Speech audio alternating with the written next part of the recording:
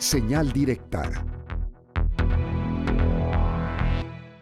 Por donde sea que se le analice, esta historia resulta horrible. Sus aprensores se convirtieron en verdugos, la autoridad se volcó en su contra y la Comisión Estatal de Derechos Humanos Jalisco advirtió del caso nada más 11 años después de que prácticamente todas las instituciones le pasaron por encima. A la víctima la vamos a llamar Roberto.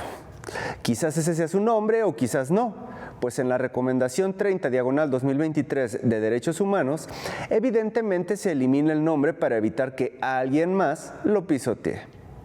El tema es que en agosto de 2010, Roberto afirma que se encontraba privado de la libertad en un hotel que se encuentra en Zapopan y que un grupo del crimen organizado se lo llevó y lo mantuvo allí.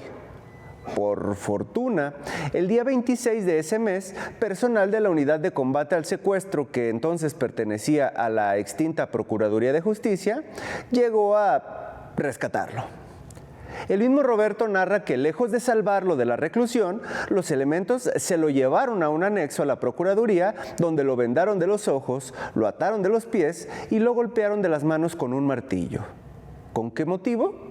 Para que él reconociera que había cometido 2 secuestros y ser miembro del crimen organizado.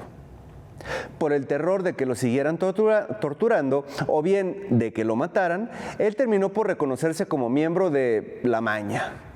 Evidentemente, ningún abogado estuvo presente y de la manera más sencilla, Roberto fue llevado a prisión. 11 años han pasado desde entonces y ningún juez se ha tomado la molestia de revisar su expediente. Simplemente lleva más de una década en prisión y aunque existe un dictamen especializado en psicología y medicina conforme al protocolo de Estambul, sus papeles se encuentran debajo de una pila eterna o, como lo llaman los jueces, en periodo de juicio. Roberto señala específicamente a Octavio Rizo García, quien según su declaración fue el directamente responsable de ordenar, ejecutar, materializar, tolerar y cesar cuando él creyó conveniente la tortura, y a otra persona a quien solamente pudo identificar porque tiene un lunar en la cara. Esto porque logró verla a través de los huecos que había en las vendas con las que le taparon la vista. La queja, que está con pruebas fundamentadas, se presentó el 11 de octubre de 2021, pero esta se la derivó la Comisión Nacional de los Derechos Humanos a su homóloga estatal. 16 días después, Derechos Humanos Jalisco sí acudió a Puente Grande para entrevistarse con él y se admitió la queja el 8 de noviembre. Citó al agente del Ministerio Público, Octavio Rizo García, pero este simplemente ignoró a la Defensoría y nunca se presentó para dar su versión. Para enero ya de 2022, un policía investigador identificado como Gustavo Martínez, quien cuenta además con una recomendación de 2018 y 2 expedientes de quejas, negó tajantemente cada aseveración de Roberto, aunque reconoció que sí tuvo contacto con la víctima. Este asegura que se actuó conforme al protocolo y que al entrar a la habitación donde estaba un secuestrado, 2 personas se arrojaron desde una altura de entre 4 y 6 metros. Lastimados, ambos sospechosos fueron aprehendidos con facilidad y uno de ellos, según afirma, era Roberto.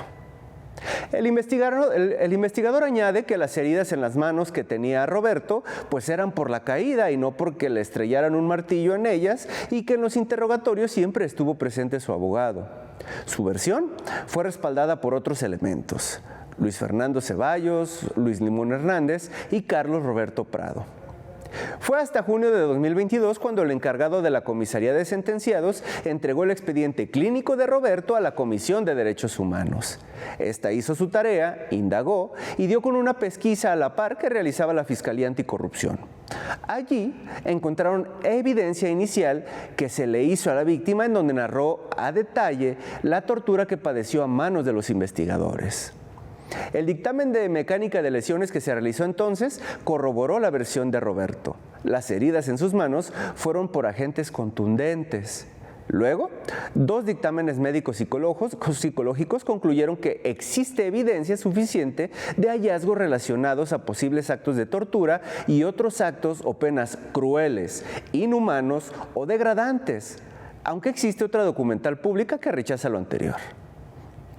Derechos Humanos consideró que el Comité contra la Tortura de la ONU también había constatado que esta era una práctica común y generalizada para que los detenidos aceptaran que cometieron delitos, y por si fuera poco, no se le hicieron los exámenes médicos a Roberto justo después de su arresto ni se reportaron lesiones en él.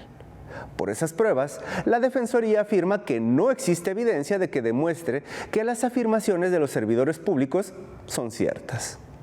La comisión también le hizo una prueba psicológica a Roberto, por supuesto, en la cual confirmó que no hay trastorno por estrés postraumático, pero sí secuelas emocionales permanentes en su estado emocional y psicológico.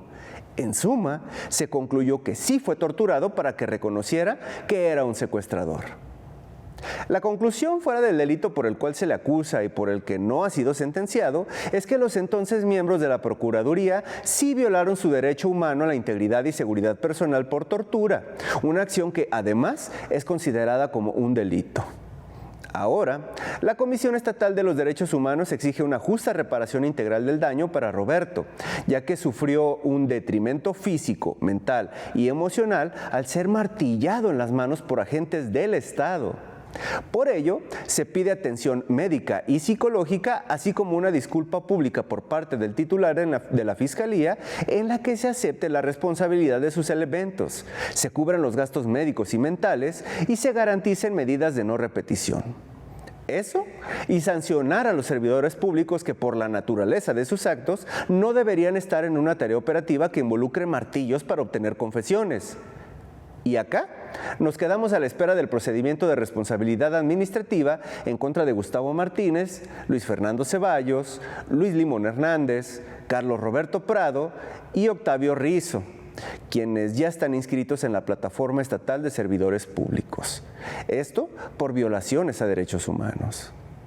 Y acá nos quedamos, en esta realidad kafkiana, donde todo absurdo puede ser superado con una facilidad sorprendente y sí, aterradora.